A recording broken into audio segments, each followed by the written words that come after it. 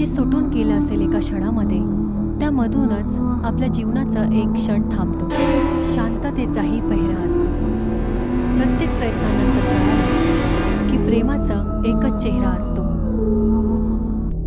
हिरवगार पहाडीमध्ये असलेल्या झाडांमध्ये एक रस्त्यावरती एक शांततेने कार चालत होती. रस्त्याच्या दोन्ही साईडने हिरवळगार होतं आणि दूर पहाडावरती एक फार्म हाऊस होता. कार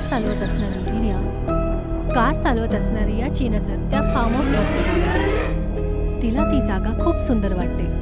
ती समोरच्या सीटवरती ठेवलेल्या आपल्या बॅगमधून कॅमेरा काढते आणि कारला रस्त्याच्या कडेवरती थांबवते. रिया कॅमेऱ्याला आपल्या डोळ्यासमोर आणते आणि फोटो काढायचा प्रयत्न करते. कॅमेरा अचानक अटकतो. हे बघून तिच्या चेहऱ्यावरती एक चिंता येते. ती कॅमेऱ्याला शांततेने बघतच होती की तेवढ्यातच तिची नजर आकाशाकडे जाते. आकाश अचानक काळा व्हायला लागला होता, जसं की कोणत्याही क्षणात पाऊस पडू शकतो. रिया अचानक चकित होते. कार चालू करते आणि परत आपली यात्रा करून ती समोर जायला लागते. रिया गेट जवळ जाते आणि हलकासा पाऊस चालू होता. रिया बेल वाजवते आणि चारीकडे नजर आपली फिरवते. जवळच्या नजरांना बघते. दरवाजा उघडतो आणि देव समोर उभा होता. रिया अचानक आपलं मान फिरवते आणि त्याला बघते. Hi mister Matthew, I am Riya. तुमच्याशी बोलणं झालं होतं for documenting your place. Of course, Riya. Nice to meet you. Come in.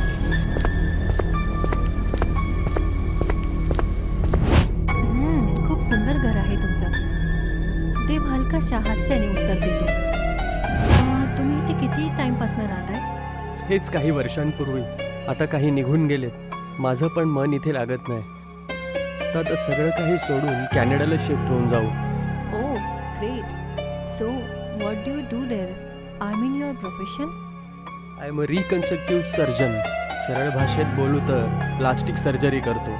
O really? That's really commendable. So तुम्ही ते सर्व सोडून इथे? रिया त्याच्याकडे बघून हसते. काही वेळानंतर ते दोघंही बसतात. जेम्स रियाच्या समोर बसतो आणि दोघंही बोलणं चालू ठेवतात.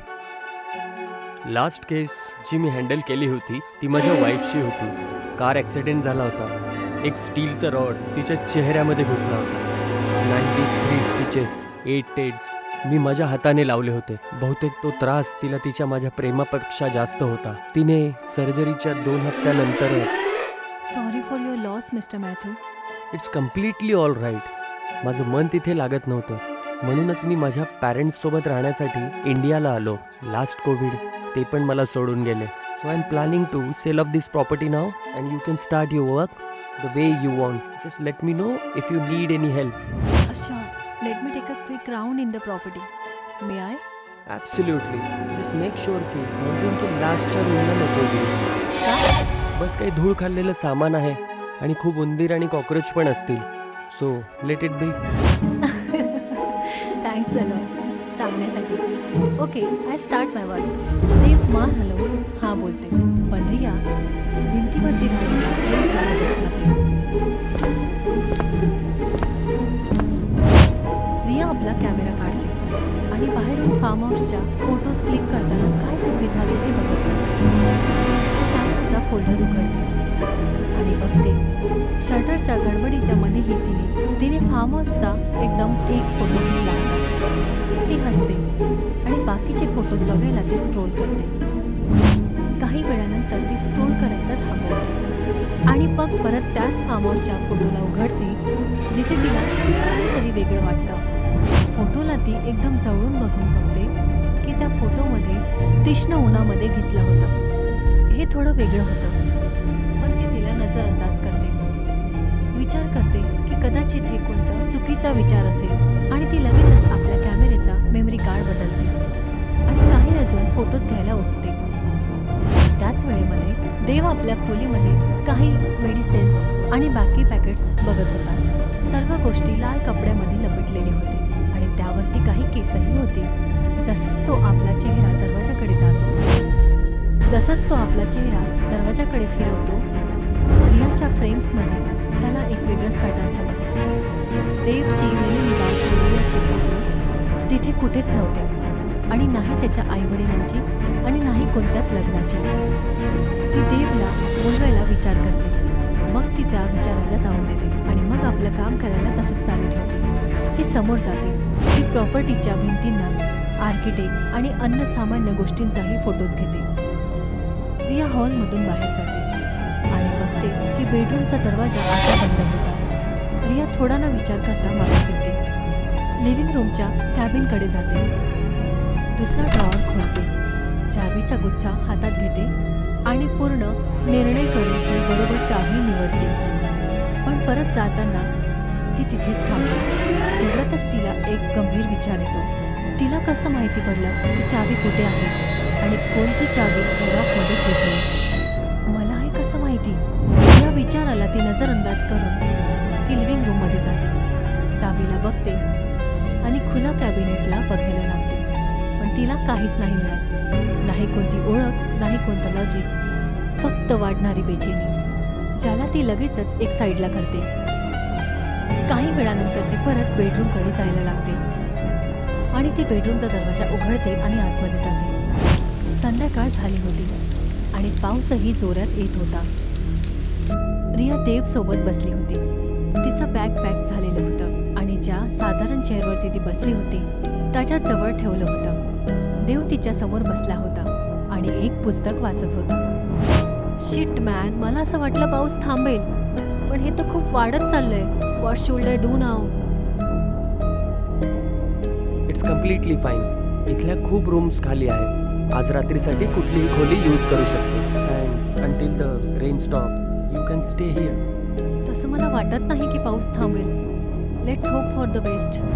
तसं तू काही खाल्लं नसशील. Let's have dinner. Oh no mister Matthew, मी तुम्हाला आधीच खूप परेशान केलं आहे. I am fine. मी काही पॅकेज फूड घेऊन आली आहे. I will have it. You must be joking right. It's completely fine. आता पाऊस तर सांगून येत नाही ना. You should have something. I really don't want trouble you more. Don't worry, you are not. माझ्याकडे कप नूडल्स आहेत. You should have it at least. Okay sure. I hope it is vegetarian. Yeah, I have many. Give me a moment. I will be right back. देव किचनकडे निघून जातो. Thanks a lot.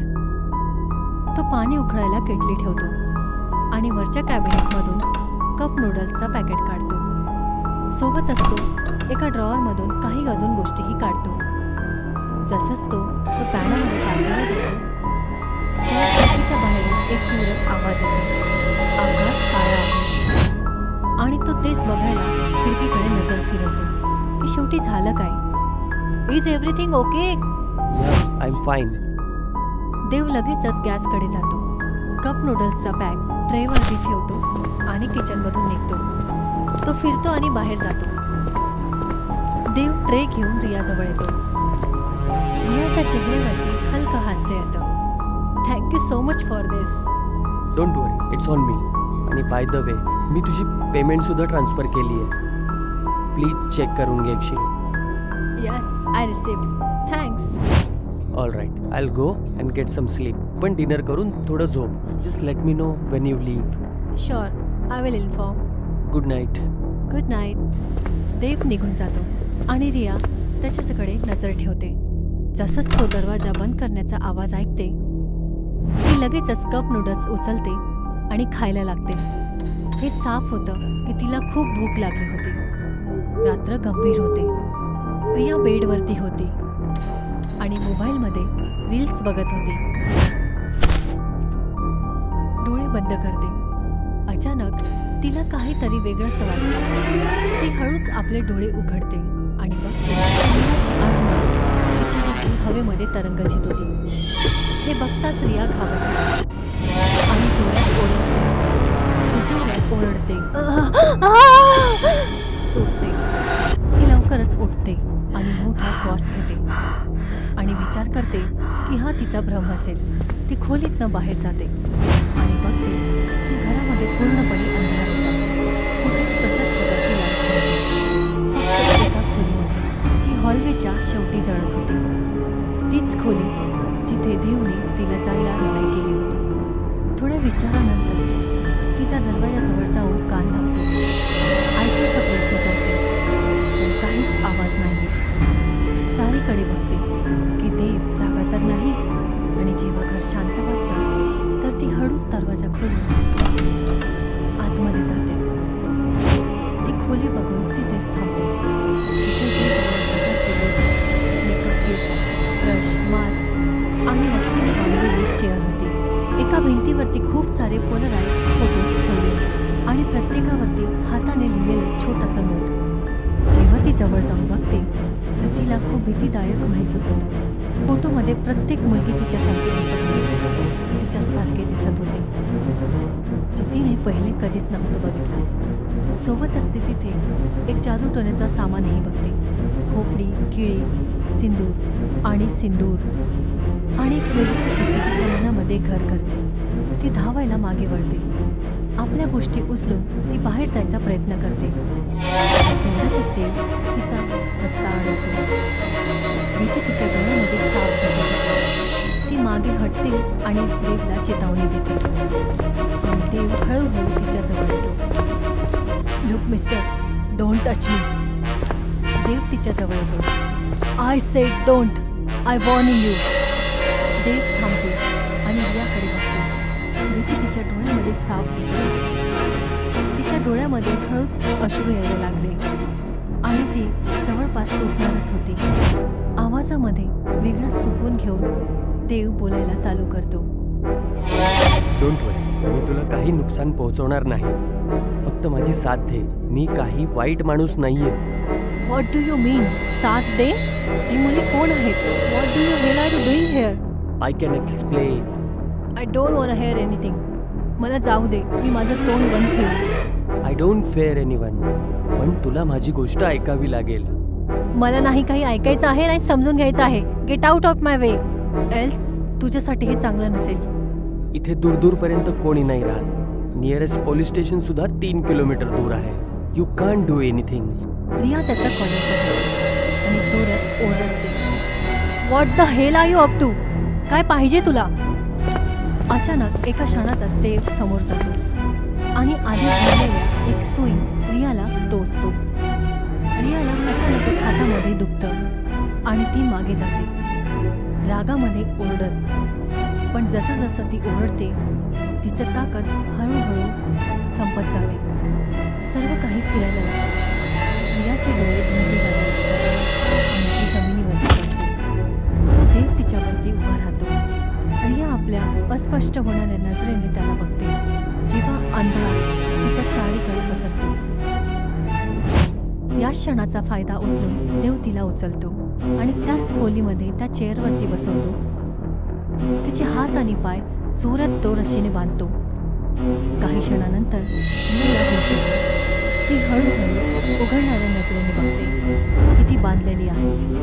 देव तिथेच उभा होता. Mask त्याच्या मानेवरती, पेनवरती रक्त, surgical gloves घातले होते आणि त्याच खोपडीवरती धुवादानीने तो वेगळ्याच प्रकारची आरती करत होता.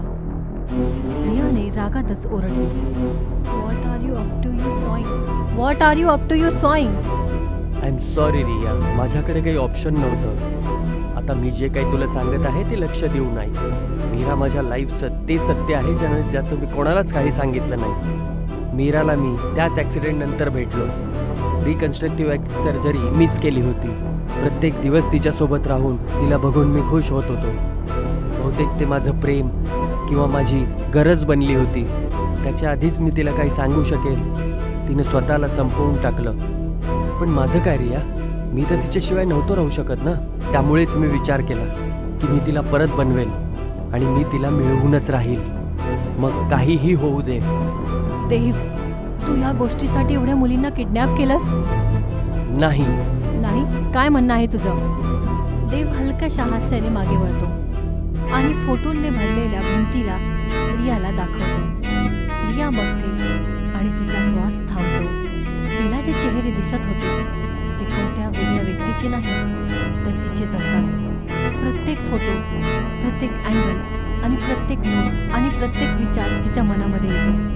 जेव्हा खरं तिच्या समोर येतं, ती कापतच आणि घाबरणाऱ्या नजरेने ती हळूहळू देवकडे बघते. See how far we came.